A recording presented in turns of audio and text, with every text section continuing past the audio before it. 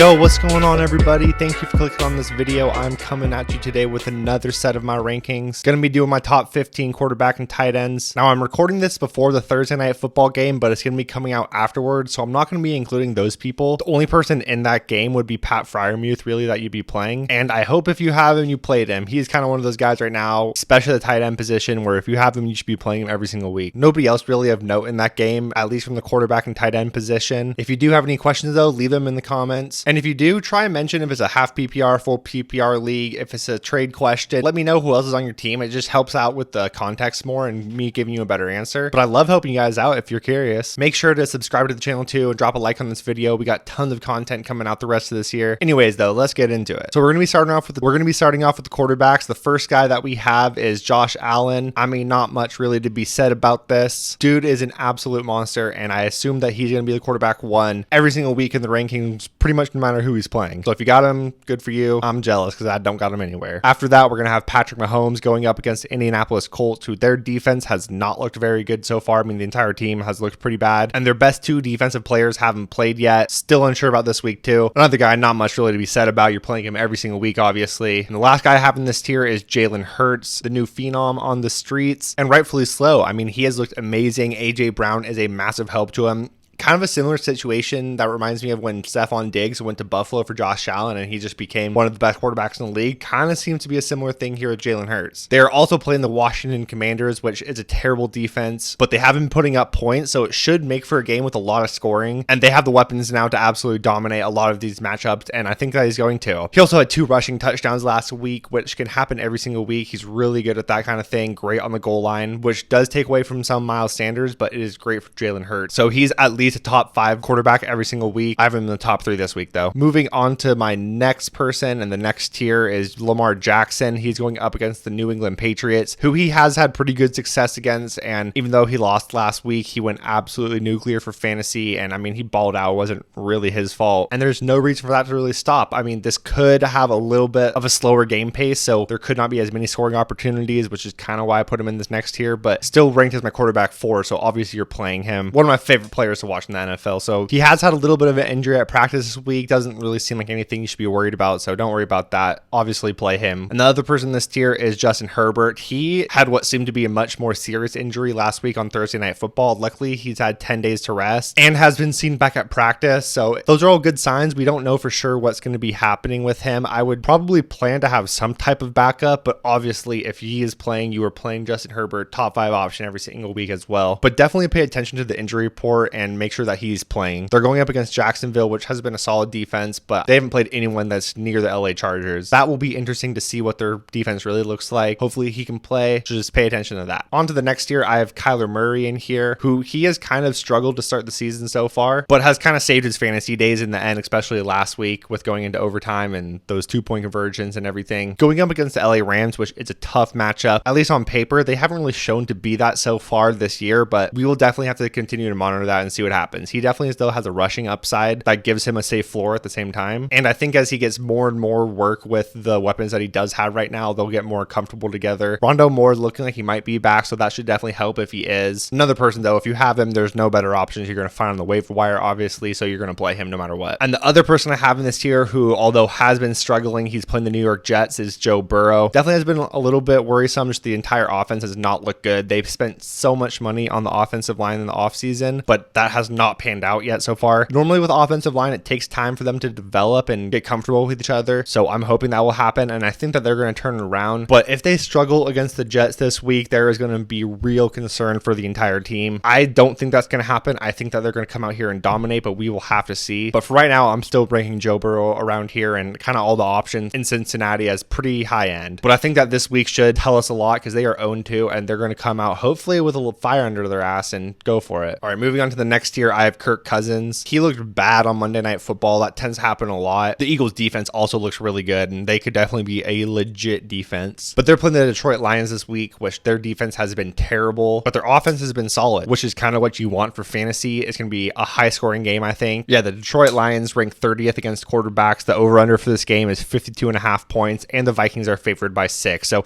this just lines up really well for Kirk Cousins. I think that he's going to have a huge bounce-back week. If you have somebody like Tom Brady, I would definitely go look for Kirk Cousins on the waiver wire and try to pick him up and play. We'll talk about him in a little bit, but he just has no weapons this week, and I don't think he'll be all that great, so I would definitely look to play someone like Kirk over him. After that, I have Matthew Stafford. He's playing on the other side of Kyler Murray against the Arizona Cardinals. They have been the worst against quarterbacks so far this year. They ranked 32 out of 32, and he threw 3 touchdowns last week against Atlanta, so he's shown that he can dominate pretty bad defenses this year at least. And with the high-scoring game that this projects to be, I think he's going to have another great week. Another person that you could look for it if you have Tom Brady. After that, my quarterback 10, I have Derek Carr. He is playing the Tennessee Titans, which has been another pretty friendly matchup to quarterbacks so far. He had a really good first half last week, but really struggled in the second half. I think that he's definitely going to try to force feed Devontae the ball more this week since he only had 2 receptions last week. And I think that's smart. That'll probably help him out. But he's only really ranked in the top 10 because the other people either have really bad matchups this week or they're missing a ton of weapons. All right, up next, I got Russell Wilson in the next tier. Sorry that this background in this picture got fucked up. It won't be next time. It's only this one. Just kind of weird technical issues. Anyways, this team has not looked very good, and they're playing the San Francisco 49ers, which is a very tough matchup. Very good chance they also don't have Jerry Jeudy, so I really just need to see more from this offense to really trust Russell Wilson a lot again, which really sucks given where you drafted him, but this is where I have him ranked this week. After that, I have Aaron Rodgers, who is finally starting to get all his weapons back, and he looked good last week. The entire offense looked way better than week 1, but they are playing the Tampa Bay Buccaneers, which have only given up 1 touchdown in the first 2 weeks. Now, I don't think that's going to happen, but I'm definitely tempering my expectations with Aaron Rodgers and the entire offense, since there's a very good chance that this is the best defense in the entire NFL. After that, I have Brady, who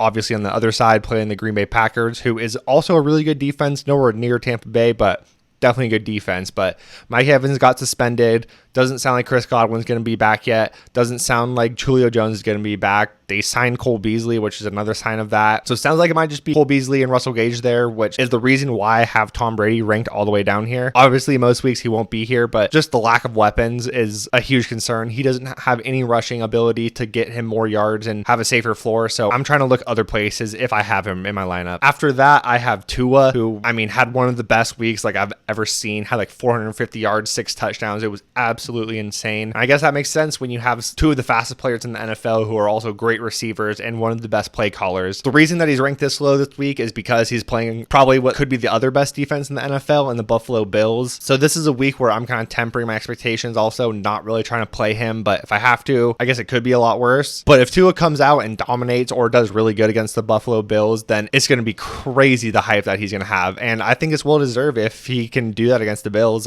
He's looked good so far, and the Bills are obviously legit. So if he can perform against them, then I think he's the real deal. And lastly, at my quarterback 15, I have Carson Wentz, who, he has been really good so far. I think he's like quarterback 3 on the year, but obviously I don't predict that to keep happening. It's been pretty crazy games of him coming back kind of the end and having a bunch of kind of late time touchdowns and passing yards. And their receiving core is really, really good. And Terry McLaurin, Curtis Samuel, Jahan Dotson, but he just makes way too many mistakes to keep this up. They're also playing the Philadelphia Eagles, which is a tough matchup. And I think that he's going to come back down to earth, but if you need somebody to stream, I guess you could do worse, especially if you're in a 2 quarterback league and he's your second quarterback, then I'd feel solid about that. All right, but here's my top 15 quarterbacks for week 3 of fantasy football. Let me know if you have any questions about them or any sit start questions. We're going to be moving on to the tight ends now. All right, first 2 tight ends, it's pretty obvious. It's Travis Kelce and Mark Andrews. They're probably going to be the top 2 tight ends every single week, unless they're on a bye, obviously. But these are the 2 real difference makers at the tight end position, and there's not really anything that you can say about them. They're studs, they're in great offenses, and they're also kind of the focal points of their offenses. So keep playing them as top options and enjoy that positional advantage. All right, up next, my tight end 3, who is also tight end 3 on the year, is Darren Waller. He got 6 passes for 50 yards and a touchdown.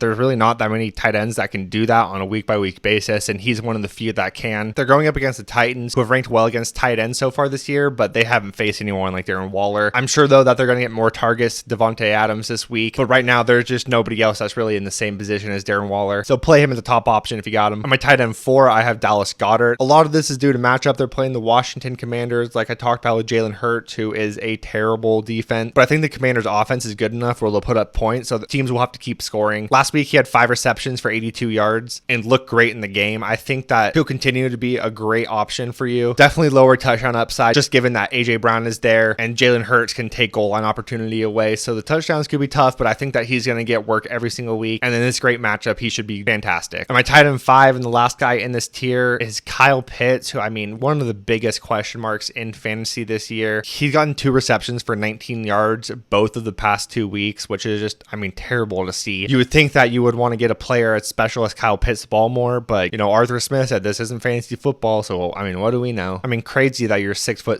245-pound tight end who runs a 4.4 might be able to help you out on the football field, but I don't know. What do I know? And I know how bad it feels, but there's just you can't go pick anyone up and just play him over Kyle Pitts. He's too talented. I mean, if this continues for more weeks, then we can reevaluate it, but for the time being, I think you kind of just have to play him regardless. But man, I don't feel great about it. I mean, God, the tight end position sucks, guys. God. All right, on to the next tier. I have Zach Ertz. Similar to what I talked about with Matthew Stafford and Kyler Murray, this is going to be a high-scoring matchup, and I think that all the options should have a lot of work in here. He was also way more involved last week. I mean, 11 targets, 8 receptions. If you can get that out of your tight end or anything close to it, then, I mean, you got to play him every single week. So until maybe DeAndre Hopkins come back, I think that he's going to be ranked around this area just purely based off of volume. After that, I have Dawson Knox, who had a way better week last week than the first week. Now, this is a good matchup too, where he's going up against Miami, which has actually ranked 31st against tight ends on the year. A lot of that is probably due to Mark Andrews too, but I think that this is an extremely high scoring offense. I mean, I know that they are one of the best, if not the best offense in the NFL, and you kind of want pieces of that if they're playing. Now, he didn't practice on Wednesday, so you need to monitor his foot injury, and if he doesn't play, then obviously don't play him, but I don't need to tell you that. But you need to monitor his status going into the week. But if he plays, play him. And the last guy that I have in this tier is TJ Hawkinson, another person with an injury, but he actually was limited in practice, so I think that he'll be fine. Now, he hasn't been great for fantasy so far this year, but he's gotten 7 targets in both the games that he's played, and I think that eventually it's going to turn into more production. Amon-Ra St. Brown has also gone absolutely nuclear. Now, I think Amon-Ra obviously is still going to be great. I had him ranked in my side of my top 10, but I think eventually Hawk's going to correct, and this is going to be a good matchup. Lions offense looks really good, and at the tight end position, you know, it's pretty ugly. So if you can get 7 targets, I will take that within the top 10 of my tight ends. So I got TJ Hawkinson ranked here. On to the next tier, I have Tyler Higbee ranked first here as my tight end 9. Oh, I didn't mention George Kittle either. Sorry about that, but Kittle would obviously go like, you know, somewhere around right here, especially with Jimmy playing. Kittle plays, you are playing him obviously, but really hard to know just given that he hasn't played yet this year. But if you have him, play him, but also make sure to have a backup plan ready because he plays a night game, which is what worries me a lot, that you won't know until later in the day. So if you have somebody within like these first 4 tiers, I would probably play them over Kittle, just not knowing unless we get word beforehand. But another situation monitor as the week goes on. Anyways, Tyler Higbee though, the tight ends against Arizona have ranked 32nd. So Arizona has been letting up the most points to the tight end this year. So Higbee feels great there. He has also got 11 and 9 targets throughout the first 2 games, which is amazing to see. Now, it's still hard for me to completely trust Higbee just given what we've seen over the past years and how many times people have tried to trust him, but target volume so far is really hard to argue with. And in a great matchup against Arizona, I want to get pieces of this. So I am playing Tyler Higbee in most places that I have him. Great option this week, I think. Up next, I have Gerald Everett. They're playing the Jacksonville Jaguars. He's another person who has looked really good so far and obviously seems like a real part of this offense. He got 10 targets last week, which is pretty insane. And when you're in an offense as good as the Chargers are, that is what you really want to see. Obviously, if Keenan plays, then it will hurt his target share. But right now, that seems pretty up in the air. If Everett is on your waiver wire still, then definitely go pick him up. He's a great tight end option. And I think that he's going to have a lot of great weeks left to come. And the last guy I have in this tier is Irv Smith Jr. They're playing the Detroit Lions, who have not been great in the defensive side or just against the tight end in general. And last week, he had 8 targets, 5 receptions. He caught a touchdown too, and he just missed a really long, like 60-yard touchdown. And there's not really that many tight ends that can do that. And they obviously want to get him involved in the offense. And I think that as the season goes on, since he's coming back from an injury, that's just going to happen more and more. So another great streaming option, somebody that I'm definitely interested in picking up on the waiver wire if he is still there. Moving on to my last tier, I have Logan Thomas ranked first. He got a touchdown last week, which is nice and definitely seems to be involved in the offense, but there's so many options there that he definitely isn't a focal point, but we'll definitely have opportunity every single week. So if you're dealing with somebody like Kittle or Dalton Schultz injuries there, then you could pick him up probably and play him and just be just fine with it. Another person in the same scenario is Hayden Hurst, who the Bengals are playing the Jets this week, so I definitely want to have more. I definitely want to have pieces of that because I think that they're going to come out with vengeance and try to absolutely dominate them. He has also had 8 and 7 targets in the first 2 games. Now, part of that could be because that the offensive line can't block anybody and Joe Burrow just got to get the ball off in short distance. Regardless, though, he definitely seems to be involved. So if you need to stream somebody, Hayden Hurst is another pretty solid option. And the last 2 guys I have who I'm not super interested in, but you kind of just need to have somebody. But hopefully you're not really playing the tight end 13, 14, 15 on the week. But I have Robert Tonyan and Evan Ingram ranked there. So like I talked about, if Kittle plays, he's gonna be here. If Dalton Schultz play, I would probably put him around right here. Maybe, I don't know, somewhere probably in this tier. I don't know for sure, but I don't think he's gonna play. And with Cooper Rush and everything, not really somebody I want to play it this week at least. But obviously, I would love to have him on my team. Looks like Dak could come back sooner than we expected. And once they're both back, he's gonna be another great option at the tight end position. But yeah, here are my rankings. Let me know what you guys think about them. If you guys have any questions, leave them down below in the comments. I hope this helped out some. If you got any video ideas for me, also you can leave those down below. I may be uploading another video this week, not totally sure yet, so stay tuned if there is. If not, I will see y'all next week. Later.